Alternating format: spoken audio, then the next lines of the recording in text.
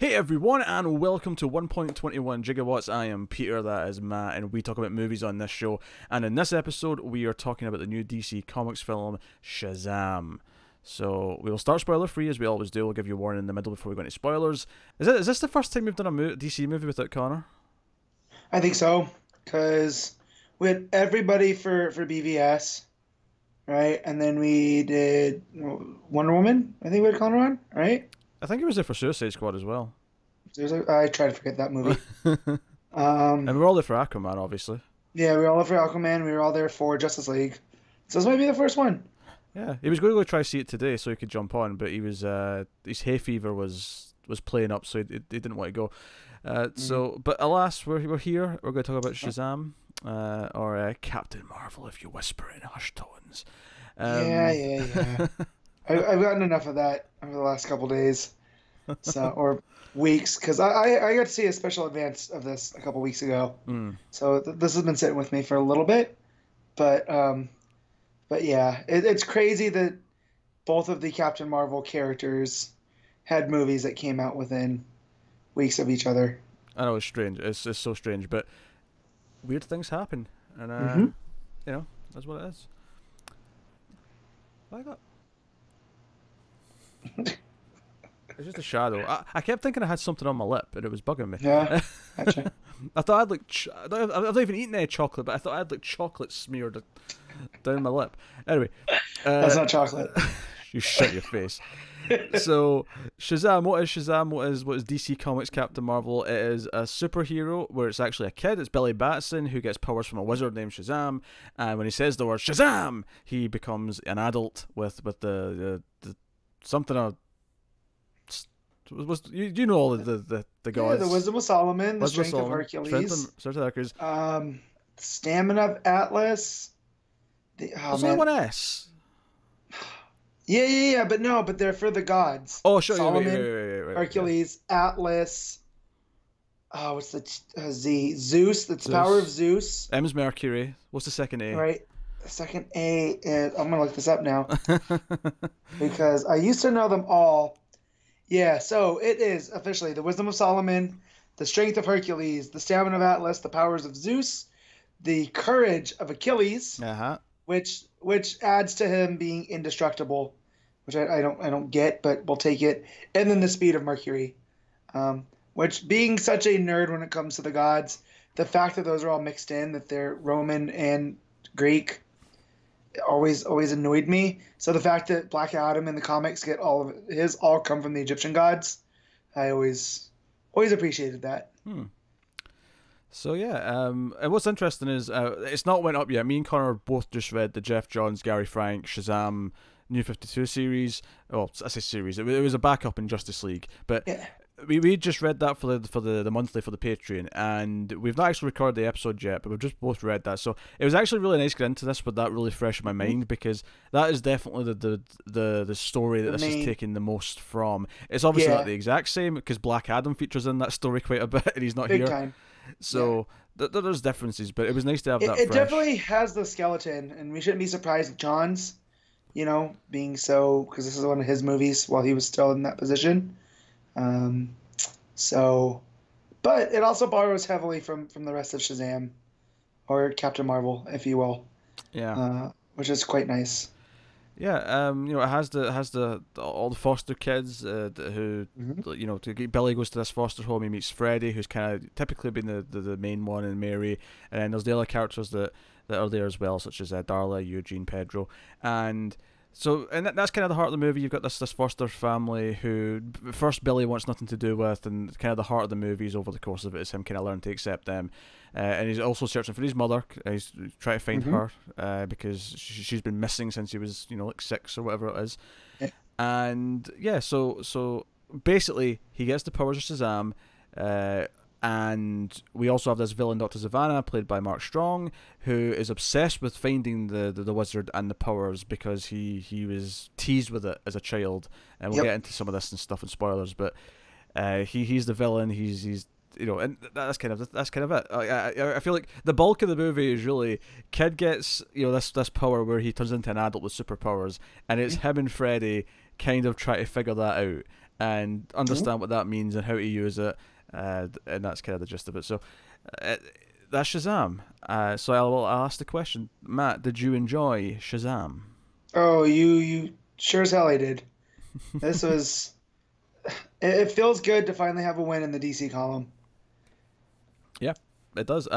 Because I was very positive. If you go back and watch the Aquaman review, I was very positive on that, and I had a lot of fun there. But it's kind of a mess of a movie, where Shazam is feels like an actual, like, a real movie.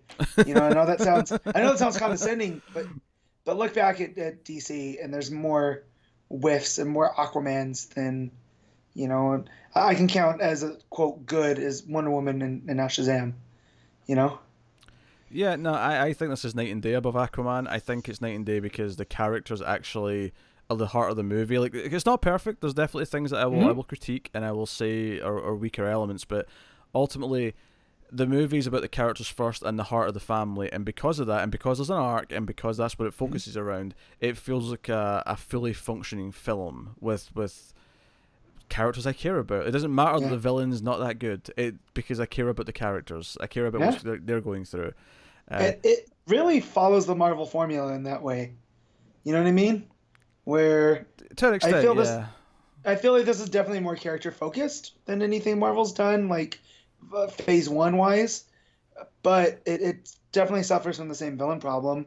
And, you know, Mark Strong I feel he does the best as he can with this character. Like, it bums me out that we won't see him as Lex Luthor ever because he's Savannah now. So yes, but he shares a father with Lex Luthor, though. Yes, he does. I popped at the theater for that one. Like, I was like, oh wow, John Glover just pumps out the bald bad kids. Yeah, John Glover's not aged that much since since Smallville. He looks the same. I couldn't believe it was him. Like, I was like, because go back and watch him in Gremlins 2, and he looks roughly the same there too. Like.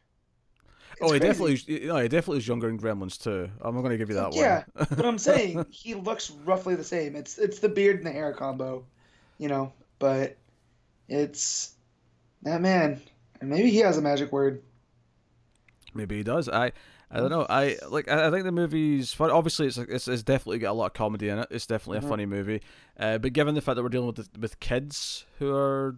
Who are the superheroes, it kind of makes sense that there would be a lot more humor and a lot more levity, and Zachary Levi does a pretty good job with that. You know, Freddy, I think, kind of steals the show. Yes, which if you're reading the you know, from the John's book to the new John's book, I don't want to say the John's book, the John's backup to the John's book, that is Freddy straight up, like from who he was even before. Because if you read Shazam or Captain Marvel before the New 52, this is a completely new Freddy compared to that. And I love this Freddy. Like, we read the monthly book, and so it was good to see him transferred to the screen so effortlessly. And this kid, I'm going to have to pull up his name, but he was in It, right? In the new one? Jack Dylan Grazer. The kid's name. Yeah. Was he in it? I have no idea. Yes, he was. I think he was a kid where his mom was overprotective of him. Okay, that makes sense. Yeah. So, but that kid's got some comedy chops. He is the comic relief. I mean, Zachary Levi has a lot of the comedy too, because that's his bag, as he's real likable. But I feel like Freddy really carried a lot of the humor for me. It was basically a twofer. It was them as a pair most of the time, than anything. And if anything, one of my worries early on in the film is that the rest of the kids weren't going to get much to do, and they definitely get less than Freddy and Billy, obviously. But they do get some moments, and I was really happy that by the time we get to the third act, they do become more a part of the story, and I appreciate that. And it was funny, actually, there was a point halfway through this, and I'll save this for spoilers, my full thought here, but I said if this thing doesn't happen by the end of the movie, I'm going to be very upset. Yep, you and me both. I need you and me both. There was a certain thing from the comics I needed to happen by the end of the movie. Yep. And yeah, me both. Yeah.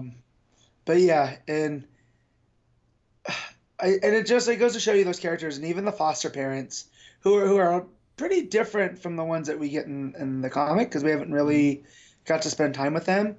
But like you get the sense how much they care in the little that we see with them, just with how they interact with all the kids. No, they felt like there were strong supporting players. You know, they didn't have like their big plot to themselves or anything, but they were No. you got who they were very easily. Like there were some like spiritual translations, like you know, in the comic, like Billy like is working in cahoots with his social worker to pretend to be a nice kid, so he'll get adopted. Yeah. That's not in the movie, but does the similar kind of thing happens at the start where he's outside their store and the cops show up and he's like, oh my god, the boy's in blue, and he's all like really happy and like kiddie, and then he does the thing where he turns and he's actually being a little shithead. He's kind of planned this. That's kind of the spiritual translation of that scene from the comic where it's making the same point that he will put on the kiddie face and pretend to be this or that. Now they can't do it too much because he is older here. Like just because it's a movie, everyone but Darla feels like they're older. I mean, I guess Mary's supposed to be turning 18 in the comic as well, so she's not. But which I always like that change with Mary being the older. You know, she's the voice of reason and whatnot. So here again, that translated really well. I will say, as much as I'm saying Freddie kind of stole the show, Darla came close. If she had more screen time, she might have done it. yeah. Especially towards the third act, where we do get to see more of the family. So I thought her character is really well, and there are lines I remember because it hasn't been. It's been a while since I have it. I meant to read it and then got bogged down with other things, but just how she's saying how much she loves animals, right? Like that's Darla's thing. And they hit on that here. And each of the kids kind of has their thing, but it never feels like their gimmick. So we know Darla loves animals, and she's the more compassionate of them. And that plays through, you know, her seeing Billy at school and whatnot. I have to admit, I was a little confused by the school situation because they all seem to be in the same school building. And I wasn't entirely sure what was going on because Darla's like 7 or 8, and then Mary's, you know, going to her senior year in high school. How are they all in the same building? I don't understand. I didn't get that either, but those are one of those things I'm like, don't think too hard about it. Just go with it. Because at one point, there was like a scene in the hall where they sit there at the table and Freddy's like, "Hey, like you don't have lunch this period," and I'm like, "Wait, you trying to tell me this is like some sort of super school where everything is mixed and everyone just has lunch different periods or whatever?" And then now mind you, they're not in Fawcett City. They're going to Fawcett High. And they're in Philadelphia, so it's not like this is some small town where it's one school. Like, it's a major U.S. city. Yeah. Like, I'm pretty sure Philly has a variety of schools to spread these kids out in. Yes. But yeah, had it been Fawcett City and we were told it's a smaller kind of town, yeah. But I also love that, you know, it's set in Philadelphia, which is, you know, the city of brotherly love. And then that's what Billy's looking for, is this not just brotherly love, but familial. You know, because he's looking for his mom. Oh yeah, I mean, family's the theme of the movie. Like the whole movie's about inclusion. It's about finding family, even if you don't have a conventional family. It's got a really warm kind of message to it, and that's kind of one of its strengths. It's got more heart than any of the previous DCEU movies for sure. Possibly combined. Like arguably, if you're going to compare it to the MCU, it's not better than all the MCU movies, not by a long shot, but. No. If you're going to take something from it and say, here's how you can say this is better than some of those, you would say, well, it has more heart than a lot of those do. Yeah. Well, I put it up there with Spider-Man Homecoming. Like, sure. You know, I feel like, and it's not just because of the kid thing, but Homecoming has a lot of heart with what it does with Peter in the neighborhood and him and Tony and Happy. And I feel a lot of that here because we're getting Billy playing off all of these other ones. And then what it means to be a family in there. And I really enjoy Homecoming. So the fact like they could even draw comparisons to that, because that's in my I would say upper third of, or even upper. I think right now, if you ask me, I think I like Homecoming more, but like I've not seen it since the theater, so I don't want to. Really?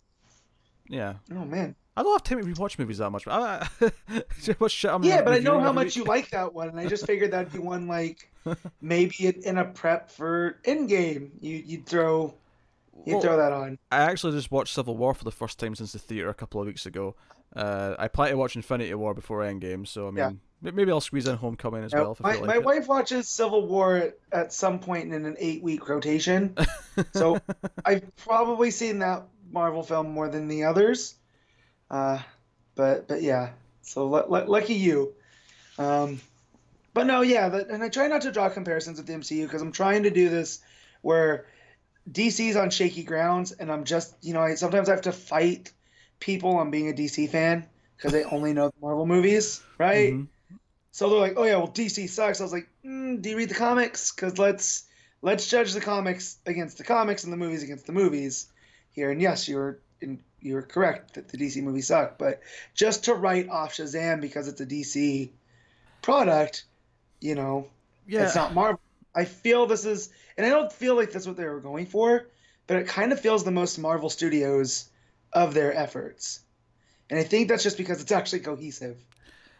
it may also just because it doesn't look like this grey Yeah, CG kind of thing the whole time. it's bright. It's Like they bright, it's use colourful. Yeah. David F. Sandberg, the director, who mainly I've only seen horror films from him. I don't know if he's done anything else, but he did Lights Out and I think another one. Annabelle Creation.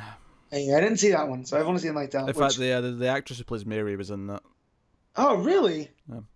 Well, that's cool. But yeah, he plays with the color a lot in this. Like it's very comic booky in that way, with the bright reds and it doesn't shy away from that. So I give credit to that because up to this point, like even like a Wonder Woman, which we agree is a good movie, it's very dark and drab. Like it's matching that Snyder color palette. It still has the Snyder look to it just because it had to fit with that. I actually think this is better than Wonder Woman. I think Wonder Woman has a couple of higher points, specifically No Man's Land. I think Shazam is more consistent and has more of it doesn't have this third act. It's like, okay, the third act was really weak, so we have to kind of put up with that kind of thing. I think this is easily the best DC movie since Nolan's trilogy. And sure, admittedly, for a lot of those, it's not that much of a competition because you compare this to Batman v Superman, you compare it to Justice League, you compare it to Aquaman. I don't think they're even close. No, not at all. And it's kind of funny too because isn't David F. Sandberg like he came up under James Wan, right? Did he? I don't know. It's just news to me. I think that Wan helped produce Lights Out. I think he helped get that made. So, it's kind of funny that they he worked on Aquaman and now Sandberg's doing Shazam. Here's my thing compared to Aquaman. For people who are saying, why do you like this more than Aquaman? Why do you think Aquaman's only okay? Because I don't think Aquaman's terrible. I think it scrapes like a 6 out of 10. I think that's what the score I gave it at the time. Basically, it's like Aquaman to me felt like, and you've heard me say this, Matt, elsewhere, but Aquaman to me feels like it spent all of its time trying to prove that it was a blockbuster. Instead of just being a blockbuster, it was like, we want to prove that we can be this big, epic action movie. And it's very big and overstuffed, and there's a lot going on there.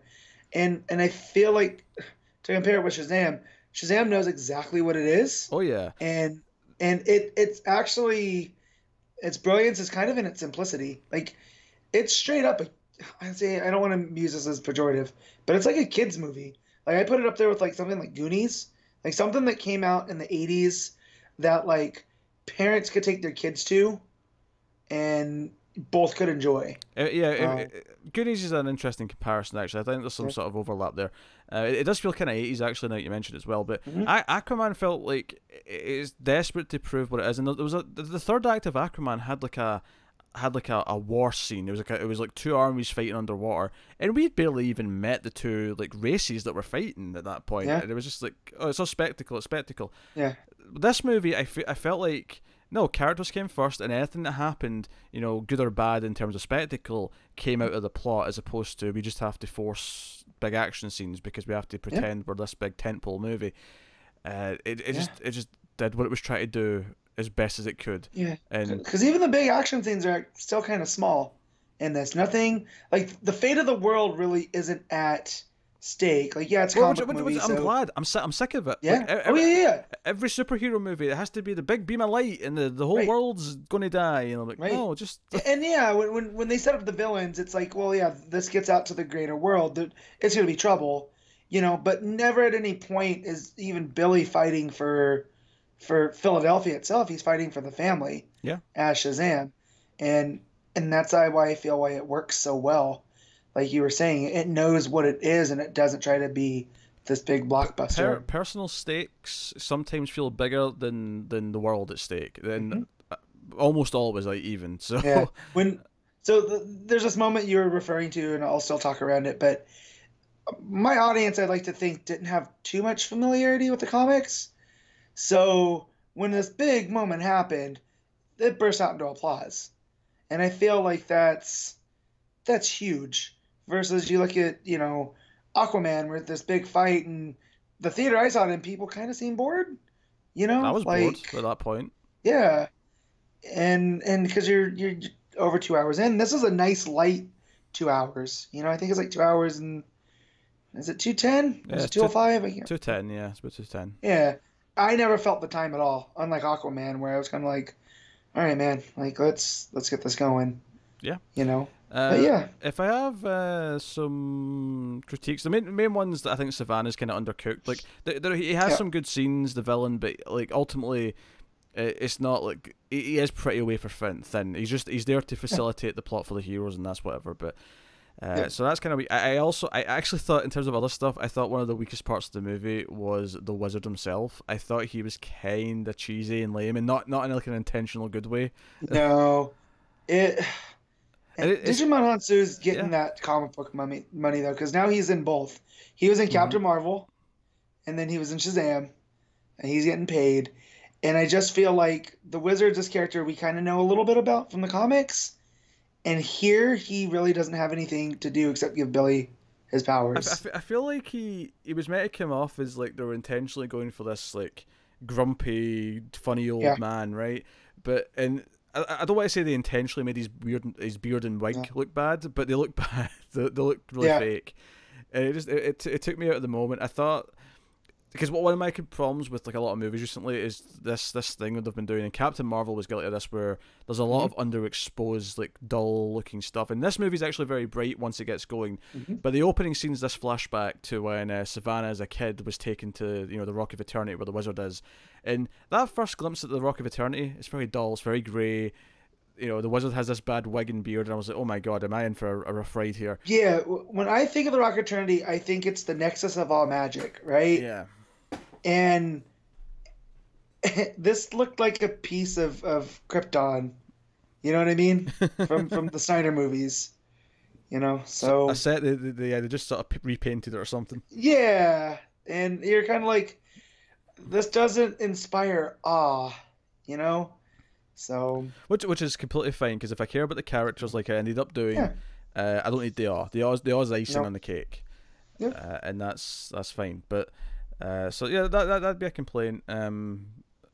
Pacing otherwise though was pretty good. My big takeaway too was, and I know that they couldn't use Black Adam because of The Rock and all that, and you kind of want to build to him, but I kind of feel like what they did with Savannah was made him Black Adam light.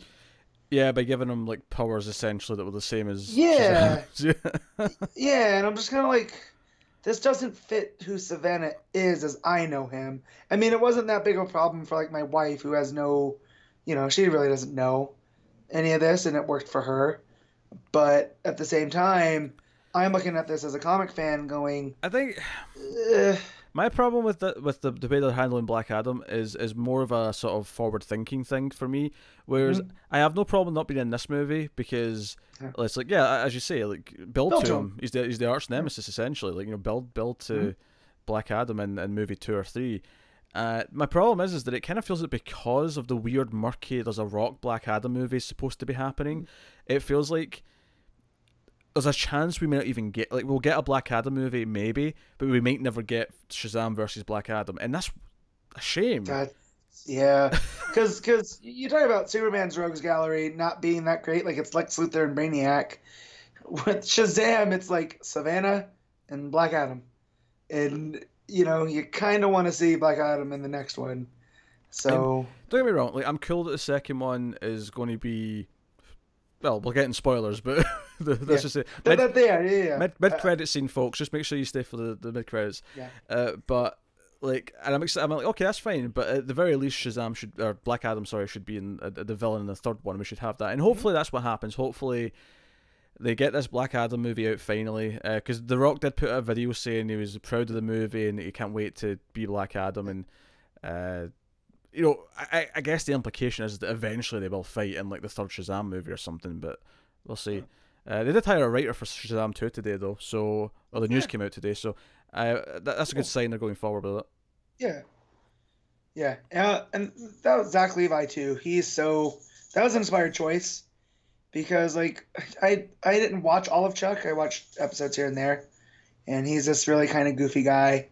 But I never thought of him like as a superhero. Like yeah, he was in Thor as Fandral, but you know, again he's getting that superhero money, so yeah. There's a lot of crossover anymore. I remember when it was scandalous that Ryan Reynolds was doing two of them, you know, as Deadpool and Green Lantern, and now it's almost like you're not cool unless you've done two. Because there's too many movies now. Like, if they try to not crossover, then they like have to just blacklist like tons of actors from the other company. Yeah. It'd be weird. So, but yeah, so Zach Levi, I was a little hesitant when he got cast, but when we started seeing footage come out, and he has this kid-like quality to him, which is what you need with early Billy anyways, as he's just discovering these powers and what it does for him.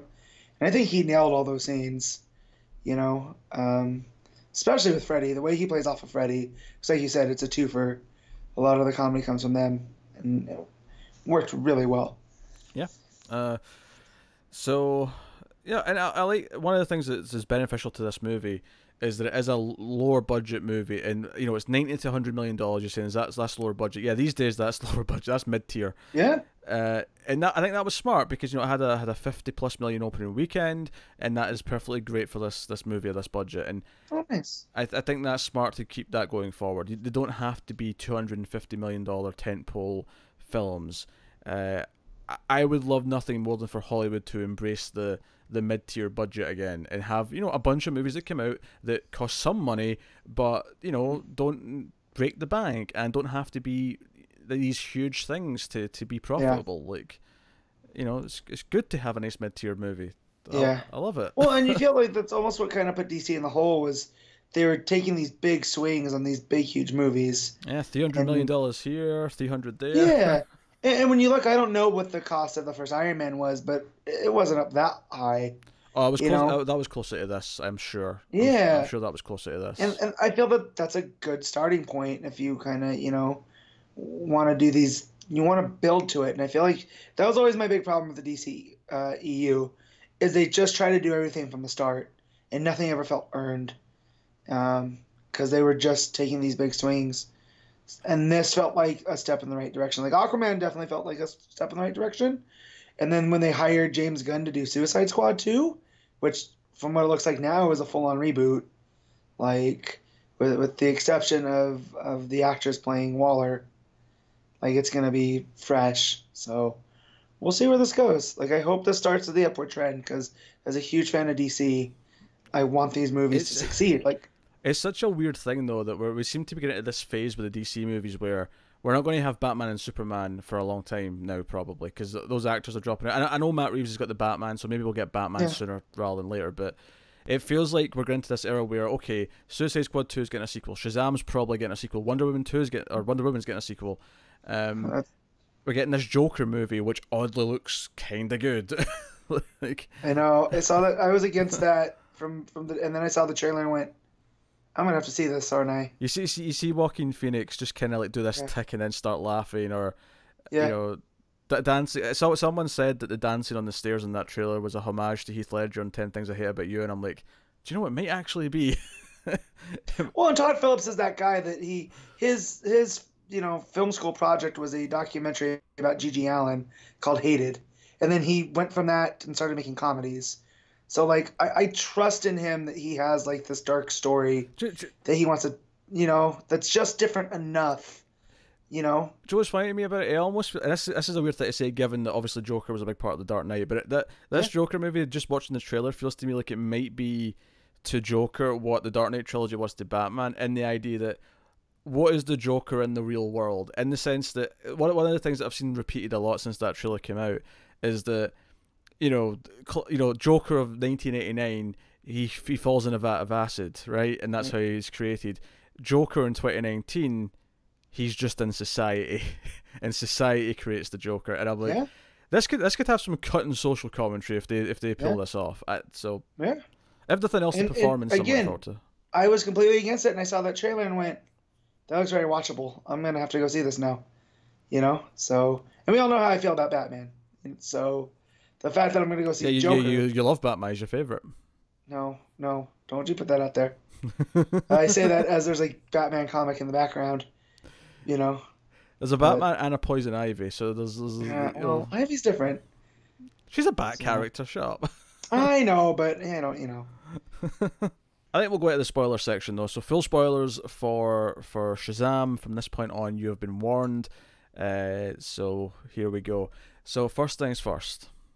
Halfway through the movie, I think it was around the time Shazam runs into Mary when he's as Shazam, and she's like got the letter from the university, and he kind of like accidentally says her name and has to explain it.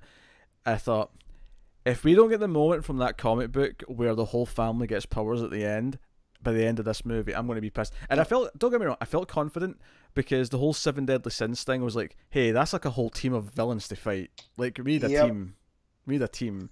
I felt the same exact way, and knowing that we were doing this story, and that's where that built to, I was like, if they don't do it, I'm going to be upset, but if they seed it for later, and it's just Billy versus Savannah, that's cool too, but I want that moment. And then, there's a Christmas carnival, and Savannah shows up to wreak havoc with the Seven Deadly Sins, and the family's all there, and they all help him, and then...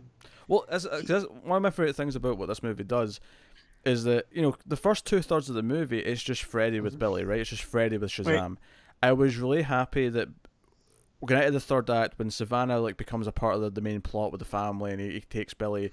They actually decide to try and help him just as themselves. I liked that they kind of had this camaraderie before we got to that point. It made them feel like they were all important to the story before we got to, hey, you can have magic powers now and be Shazam-esque characters. So, I mean, it's funny because in a second, right, so, it's a really funny moment because he grabs his staff and he's like, everyone say my name, and they all say, Billy! And it's really funny. It's like, no, say the thing I say when I'm turning it to Shazam. Yeah. And like Shazam, and the lightning strikes, and then they all come through the smoke, and they're all in costume. And I was like, shit, that's Megan Good. Shit, that's Adam Brody. I did not know they were in this movie. Nope, me neither. I had heard rumblings that Adam Brody had shot a cameo, but I was like, why would he shoot a cameo? Like, yeah, he was supposed to be in the George Miller Justice League movie, but like... Joe, was funny is that when I was thinking about it halfway through that I wanted this moment to happen where they all become, powered, I was like, wait, have they cast them all though? Do we have actors for all these older versions? Yeah. And I thought like Mary, I wasn't sure if Mary would have a different actor because she's almost 18. I thought they might argue that because she's already kind of an adult that she would just be her. But no, they could have cast someone who's like in her late 30s to, be her as well. But in a split second, somehow we just created the whole Shazam family. Like, we've not had a proper Bat family on screen yet. We've not had a super family. Nope. But we've had the Bat family. So the Shazam family now. We had a fairly comic accurate looking Mary Marvel. We had Freddy in the blue. We had Pedro and Eugene and Darla. We had this whole family, and I'm like, we have the whole squad. Yep. No other DC characters done this yet, and most Marvel characters don't have these families of characters that they the same. Except for the one that those movies can't get going. Like the one that is a legitimate family, they keep whiffing out on movies. Of course, I'm talking about the Fantastic Four. Yeah. But yeah, and they all have their little special ability that of course, Billy has all the powers, but they each get a specific one. So Darla's super fast, right? That's hers. Yeah. And Eugene shoots lightning. And Pedro's strong. Pedro's strong, yeah. Freddy can fly. And then Mary, what's Mary's? I forget what Mary's is. I can't remember. Is she? What's left? Yeah, The wisdom? maybe. Maybe she's smarter than the rest of them. But yeah, it was all cool to see those play out.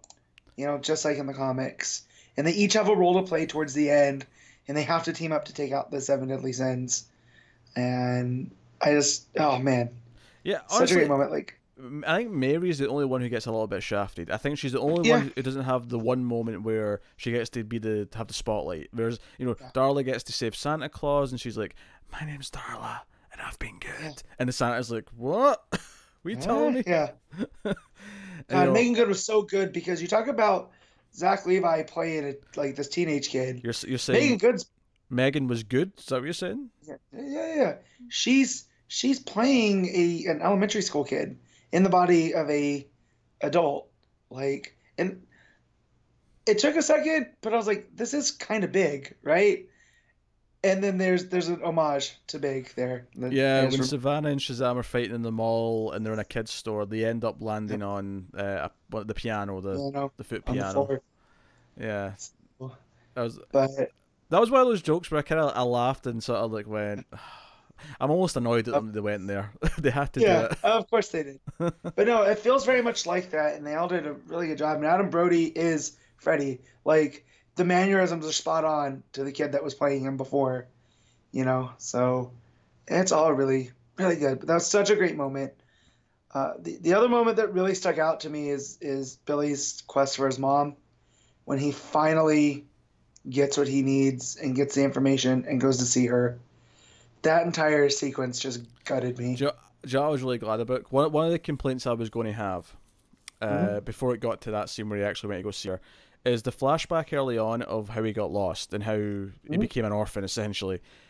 Like, it was such a happy memory. She seemed to love him, and then she just lost him and never came looking for him. Like, I was really glad. I actually thought in my head, like, are we seeing, like, is he like remembering an alternate version of this? So I was so glad that when he meets her, we see a different version of it where she looks miserable, where she clearly wants to not have a kid. Because it just made more sense. Where you're like, in the beginning part, you're like, oh, well, she's kind of a terrible mother, because how do you lose your kid and then never try to find them again? Be like, oh, maybe something happened. Maybe she died, and that's why he can't find her. And then when he meets her and you find out that, yeah, she kind of didn't want a kid, so she lets him get lost. And then she goes and starts a whole new life. You're like, oh, no, yeah, she's not a terrible mother. She's kind of a terrible person in that, because there's better ways to do that than just abandoning your kid into foster care, And he gives her the compass that she won for him at the fair. Yeah. And she's like, what's this? Like, she doesn't even remember it. Like, it's just like, you kind of hate her, but then this is the point in the movie when he hears from the kids that Savannah's got them. And, I love that Freddy's just shouting, super villain, like, over the phone. Well, and I also like that in this world, superheroes are a thing. Like, they're not just a pop culture thing. Like, Freddy has bullets from Superman that bounced off of him. Yeah, I mean, I don't know who's making a collectible. I don't know who's making money off all these toys though, because we're in the toy store. There's like Superman and Batman toys. In fact, I laughed really hard when Shazam picks up the Batman doll and he's like, "Batman, get him!" Yeah, and he chucks it at him. Yeah, that was good. But I like that. Like, again, there's these little things that make the greater world, and Freddy idolizes Superman, which of course really struck home with me. Of course it did. And so, oh man. Or even just the montage of like Freddy, like, okay, we have to test and see what powers you've got. Yeah. So he sets them on fire at one point. In fact, one of my biggest laughs was they're in a convenience store. The guy shoots Shazam a couple of times. Yeah. And then he's like, well, we have to figure out if it's if it's your skin that's bulletproof or the suit that's bulletproof. And I was like, I was thinking that Freddy is a little superhero nerd, and he's like, shoot him in the face, and he's like, yeah, the face. Wait, the face, and then wait, what? And I love the effect because you actually see like ripples in his face as the bullets hit. Yeah. I thought it was a really neat little touch. Yeah. And I thought it was really cool. And then the whole scene too, where they go and get beer because they're kids, and then they take a drink and they're like, oh, this is disgusting. And they come back out with candy and soda and everything else. Like, oh, again, it felt like, that's why it gave me these Goonies vibes, where it felt that these are kids going off on their own, and it felt authentic. and not just Goonies, something like Explorers too, which I know you're a big fan of. Oh hell yeah. Like those movies you feel like they don't get made anymore. It's like either it's for kids or it's for adults, playing at nostalgia for the adults.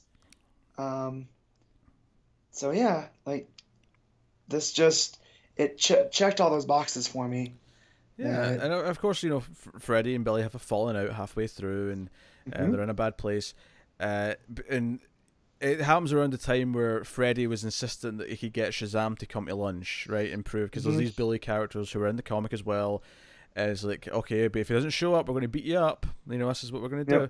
And you know, he never shows up because at this point he's pissed at him. He's too busy on the steps at the thingamajig doing the Rocky making Eye of the Tiger. The Rocky steps, making money, being a like sideshow basically. Yeah, he's doing lightning to the beat of Eye of the Tiger. That's what he's doing. So, which you know, it's a neat moment. And but at the end of the movie, we have this scene after everything's happened and Billy's become part of the family and everyone's like got their powers. You know, Shazam comes in and sits down next to him, you know, with the rest of the family who are still kids, but Shazam comes in and sits down to them, and we end the movie with this. I mean, I've heard people complain, it's like, oh, it was stupid that they didn't just get like Henry Cavill to do this. I actually think it works better not seeing Superman's face here, because he's like, hey, I do too. I invited someone else to come, and you just see like the chest down, the S walk in with the lunch tray. And the reason why it works without having the actor there and without seeing who it, you know, the face or whatever, is because it's about Freddy's reaction. It's just the joke of that it's Superman, and we cut on his like, you know, gaping mouth as he's like in shock that Superman's came to sit with him at lunch.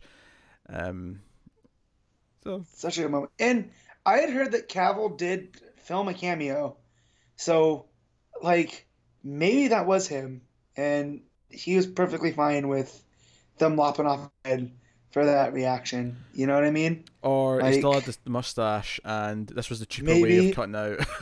Yeah, you know, like, and what better way to tell Warner Brothers you're willing to play ball still than showing up in that suit and not, you know what I mean? Not being a diva about it, like. Yeah, I mean, I think he's done. I don't think he's coming back now. I feel like Warner Brothers are going to do their own thing. That. He's done. I'm sorry. Oh man, yeah, I did hear that maybe they're working on a Supergirl movie, which would be kind of weird with the TV show, but it's weirder things happen with DC and TV. If it takes a couple of years to happen, the show will be on like season 6. Then let's say it ends there. Like it could do, you know, it could wrap up by the time that happens. I'm all for if they want to do a Superman, not a Superman family movie, but you know, something that focuses on Kara and Jimmy, and again, now that's just the TV show, but you know what I mean? Like the smaller aspects and not just big Superman, but we still get a Kryptonian on the big screen. You know? I love that. I ain't complaining about a Supergirl movie if they do it with any degree of, you know, correctness, I suppose. So tons of funny moments. Comedy's great throughout. There's, you know, they have to get out the Rocky Eternity. It's like, you know, what happened last time? Billy's like, oh, I just thought of a place and left. So, well, think of a place, and they end up teleporting to a strip club because that's a place they were earlier in the movie. And Mary's like complaining because you know, he's like, she's covering Darla's eyes. He's like, why can't I look? Because you're too young. I know there's good music. I forgot about that part. That was a good one too. Yeah. Why this place, Billy? I just remembered. Like. Yeah. And then Freddie walks out late, like just chatting casually with the bouncer. Like, it's so. And his self-effacing humor too. That was another thing that was from the comics that translated really well. Is, you know, he's this kid that has arm braces to walk because he's crippled, but he never, you know, you feel like that's never. And I don't want to use the pun, so I won't. But it's never like. It's never used for easy comedy. You know what I mean? Like, he pokes at himself more than he lets anybody else. And I really like that in that character. Yeah. And there's a genuine heart to this. And, I mean, obviously, I think one of the favourite funny moments for a lot of people is the villain monologue in the sky where Shazam can't hear him. Because he's a mile away. So you know, Mark Strong starts monologuing about what he's going to do to the world, and you know, Shazam is just like, huh?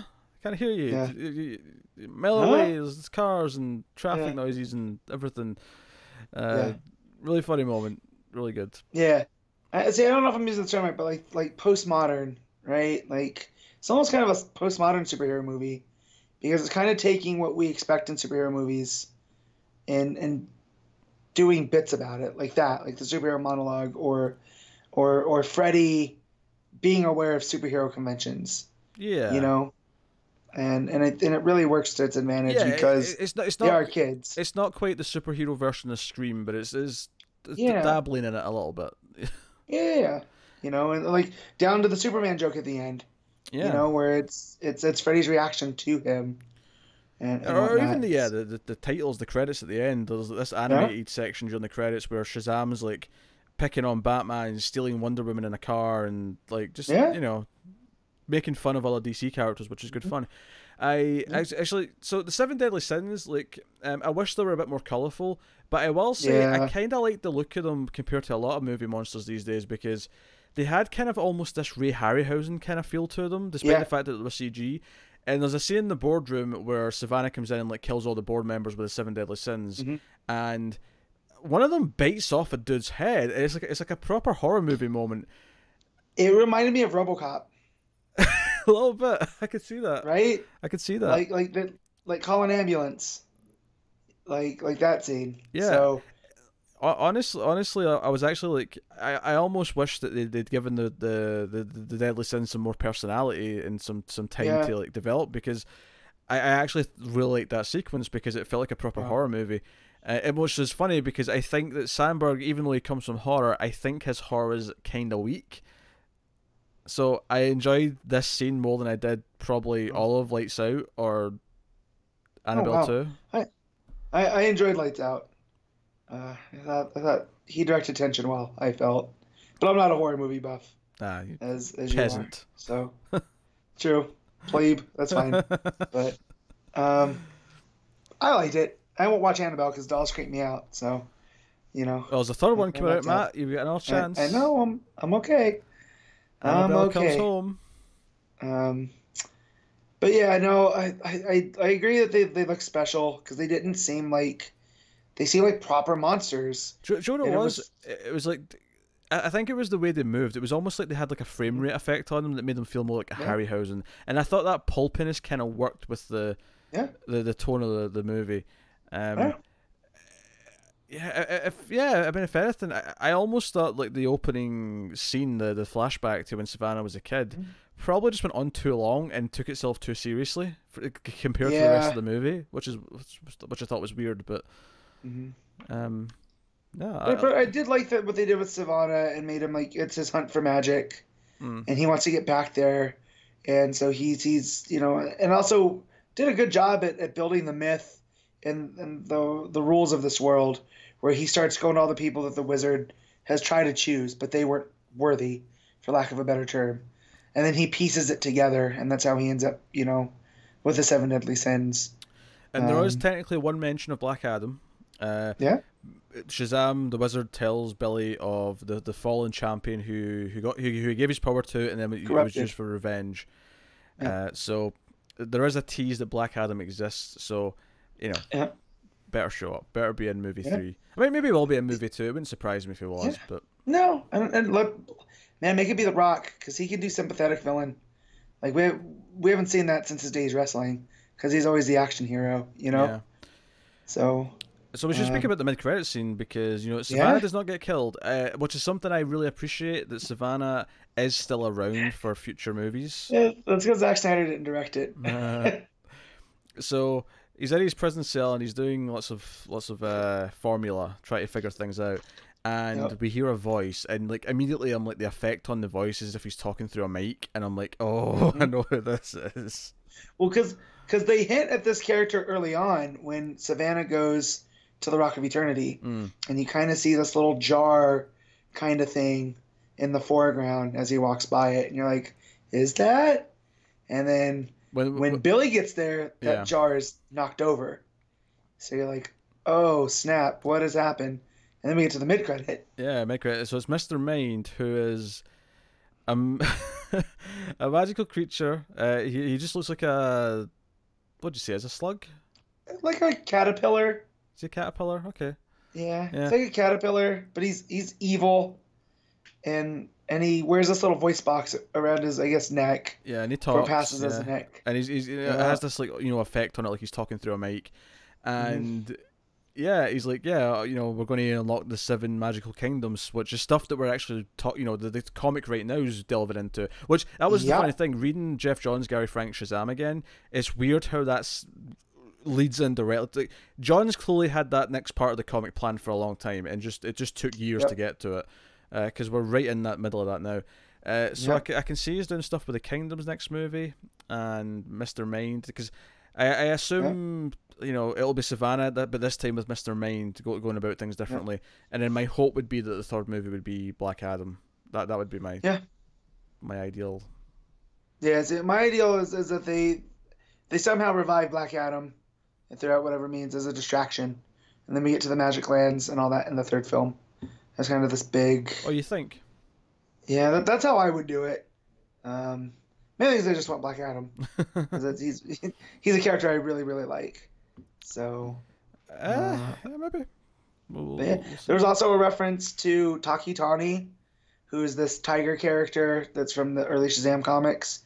And in the Frank Johns version, he's a legit tiger that Billy goes to visit at the zoo. Here, there's a stuffed tiger at the carnival that I was like, oh, that's got to be a reference to it. Speaking of cool nods, when they're in Rock of Eternity, the kids as a group, and they try to get out, there's like a bunch of doors, and they open a door, and it's the Monster Society of Evil. It's the alligator head. And I was like, holy shit, we need more of this. It's like, it's not quite Doom Patrol weird, but it's getting there, and I love it. It's same with Mr. Mind. That mid-credit scene, Mr. Mind's like, yes, they're doing the weird comic shit, and I love it. Yeah. And if you guys you made it this far, you've probably seen the movie. If you guys want to get some good Mr. Mind material, go check out 52, the series. It's 52 issues. Mr. Mind factors heavily into it at a certain point. I won't say because I don't want to spoil the full thing, but if you thought he's kind of derpy and how could this guy be a threat to anything, Johns does him some really good service in that series. So super cool. That's good stuff. I have a mild nitpick about something. Okay. So the scene where Billy accidentally, hits the bus with the lightning and it's going off the bridge and he has to go and save it. Did it bug you that he was holding the whole bus up by having his hands on the glass? I was like, that glass would break because he's holding the wind. It's the windshield. He's holding the whole thing up with his hands just against the glass, and I'm like, windshields are meant to cave. Yeah, that glass would give. It's to bug me. It was a major thing. Yeah, but it bugged me. He should have had it by the chassis at least down towards the bottom. Yeah, but no. Minor quibble. So. It's minor, but no, just the fact that we got a really good Shazam movie before I've gotten a really good Superman movie in my time. And it's amazing. Yes, because Richard Donner's Superman does exist, yes. But I'm talking in my time. Like, by the time I came around, I think Quest for Peace was out, and that's nostalgic, sure. The finale to this season of Supergirl, Matt, is called The Quest for Peace. Of course it is. Have you gone to the last episode yet? No, because not that I gave up, but trying to keep up, I've missed episodes. And on Flash, it doesn't bother me, but for Supergirl, I don't want to miss any episodes. You will like the next episodes. Yeah. I'm waiting for it. Has the season wrapped up yet of Supergirl? Do we have more? No, there's like another six episodes or something like that. Okay. I'm just going to wait for it to pop up on Netflix, because, they have that deal the day after. I'm just going to wait and catch up that way, because I've heard good things about it. Yeah. No, that's fair. Yeah. No, watch Doom Patrol, though. No. Unapologetic. Matt's got to shut the door because there's noise coming and animals coming in and out and all sorts of shenanigans happening. I didn't think we'd be recording when people got home still. So yeah. I come for it. It's fine. Yeah. So no, maybe it's good. It's just all the minor things I want to mention. Just little things here or there. Like I loved. I mentioned Darla was almost still on the show at one point. Like early on when she catches like Shazam in the house, and she actually knows that Billy's. This is actually how Billy discovers he can transform back, because for a while he thinks that he's stuck like this until he says Shazam again, and he transforms. And they give Darla this thing about you're a good sister, right? You wouldn't like tell give away the secret, and she's like always talking. So at dinner when they're talking about the Shazam character and Darla's really quiet, they're noticing it. And then later on, when Mary figures it out, because between like meeting Shazam and then seeing Freddy with him on the news, she figures it out, and then immediately Darla goes, "Yeah, she figured it out on your own. I am a good sister. I didn't break any promises." Yeah. It's adorable. It's great. Yeah, Darla's great. Darla's, especially right now in the comic, the stuff that she's going through in the Magic Lands. Oh man, it's really good. I love Shazam so much. Just that whole area of the DC universe. Johns is really doing a good job from. I would take it back to Justice Society days, because the stuff he did with Black Adam, up till now, like it's funny. I feel like it's a part of the DC universe that I really like, but I probably know the least about it of all the areas that I do like, just because there's not been like a consistent Shazam comic in a long time. It's been kind of a void for some time. So it's just nice that there's a comic run right now. It's only there's been 3-4 issues. So by all means, if you're interested in checking it out, Matt missed the episode of DC, from Comics from the Multiverse, where we talked about that last issue, which I assume you liked, because spoiler alert, I did. I enjoyed it quite. Of course you did. Quite a bit. We got Taki Tani, and it's completely different than what we've seen. So yeah, by the way, we had such a weird episode this past week, because we had like 4 new books total. Yep. Only one. I was done reading on Thursday. Only one of which we'd both read, me and Connor.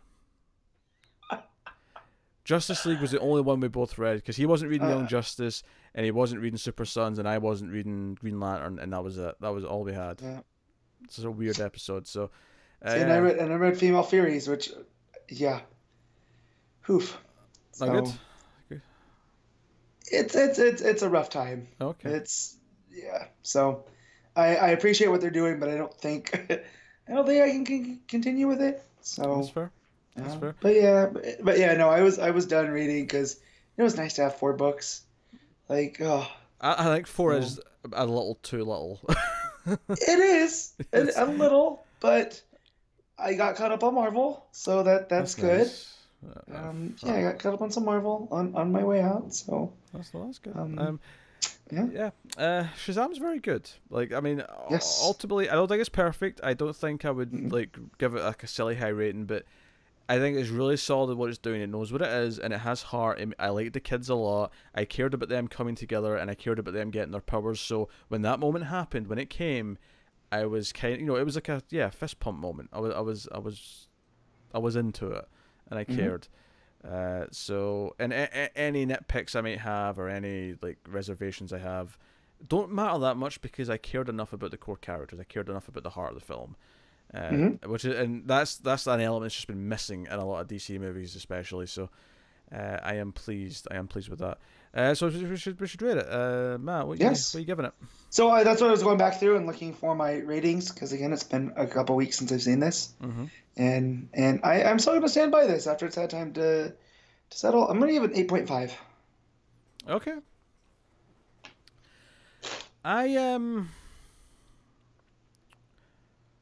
It's funny. I was being a nerd that I am. I think about this a little bit sometimes as I'm watching the movie. Like about halfway through, I'm thinking, okay, this is probably a this. I'm expecting by the end it was probably going to be this.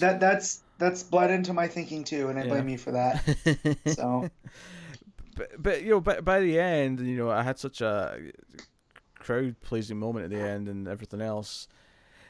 I think I'm going to give it an 8. Like I think part way through it, I was thinking 7.5, because it does have its faults and there are some like villain problems, but by the time I got to the end and we had the big payoffs and I realized how much I was into it, and then by the time the interview with the fake Santa, well, I say fake, you know what I mean, as if there's a real Santa, the mall Santa on TV, and he's just dropping F-bombs. It's bleeped, but he's just dropping F-bombs left and right.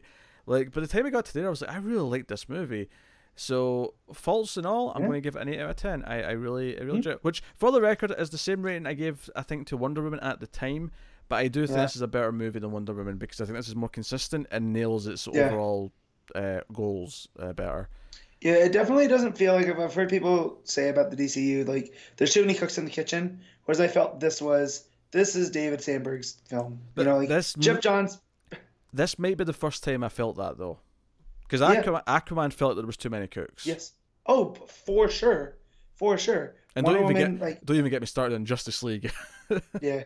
Well, I felt that about Suicide Squad too, and that was just like, that's just well, no, I felt that was the movie he wanted to make, just nobody else wanted that, you know, like, so. Well, but you know, maybe not too many cooks, but there was definitely too many editors on that movie.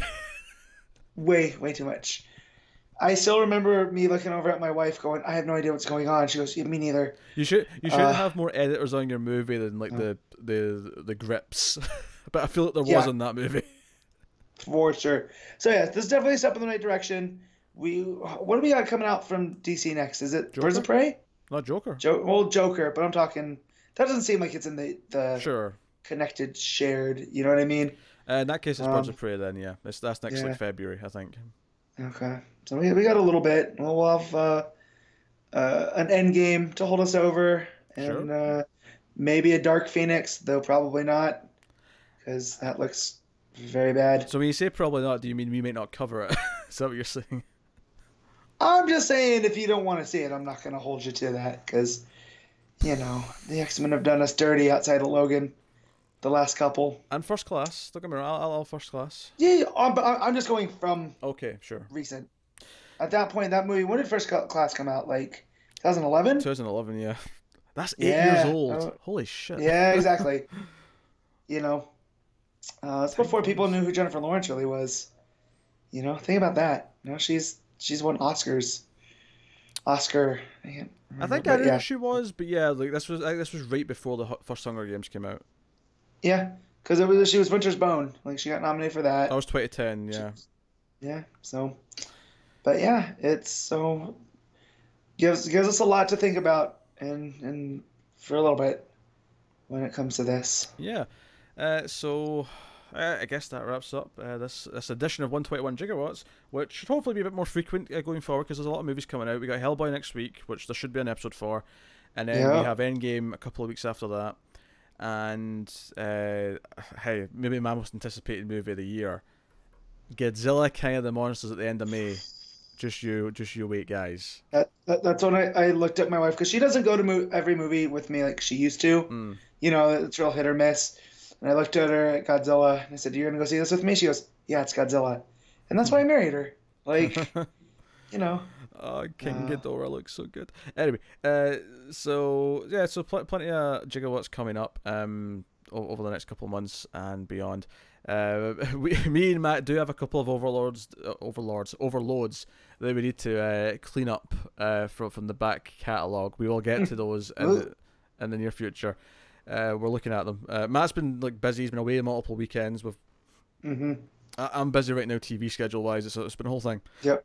But what's coming up soon in terms of other stuff you can look forward to? We actually have a new sci-fi movie podcast starting in the next couple of weeks. It's called The Ace, the Atomic Cinema Experiment, and it is starting April 18th for everyone. It is a week early though on Patreon on the 11th if you're a patron at the $1 tier or up, because obviously you can support us by going to patreon.com/MailFuzzTV where you can support us for as little as $1. You get some exclusives, you get some bonuses. Both The Ace starting next month and currently Screams After Midnight have a bonus episode that are just for patrons at the $1 tier. So are you specifically making these names so they make people's names? Because Screams After Midnight is Sam, and now you have Ace.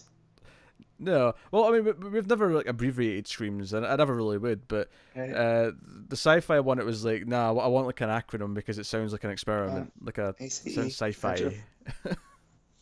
Gotcha. was my thing. So that's starting soon. And go to Patreon, see all things you fancy over there. And like and subscribe and all the usual stuff. All that does help. You can of course also buy merchandise should you wish. You can get t-shirts and hoodies. There's a link to both the US and the UK store. Spreadshirt down the description. Go have a look at that as well. I recently got my own Male Fuzz TV hoodie. It's sitting over there. Oh, Very nice. I'm not wearing it because it's too warm to wear, and I feel like that's probably going to be true for the next several months. In fact, it'll get worse. If anything, I'm going to be topless in 2 months' time.